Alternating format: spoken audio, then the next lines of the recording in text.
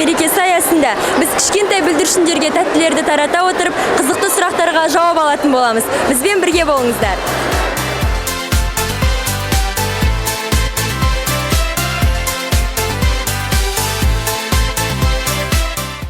Сәлем, есімің кім? Сәлеметсіз бе, менің есімім Сабина. Саған бір сұрақ қояйын. Қазақстан Республикасының мемлекеттік рәміздерін білесің бе? Әрине білемін. Ту, әнұран, ертаңба. Рахмет көп-көп, саған шоколад. Сәлем, атың кім? Тансур. Өскенде кім болғың келеді? Пайца. Ой, рахмет, мынау саған шоколад, мерекең құтты болсын.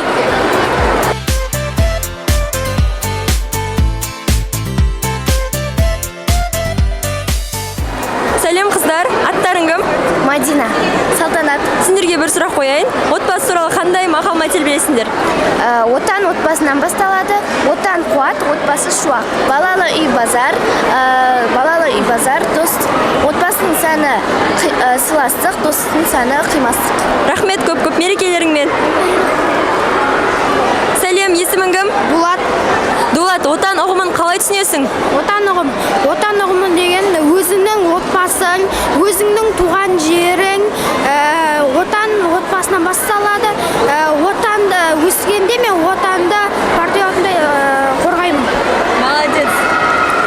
Мерекең құтты болсын.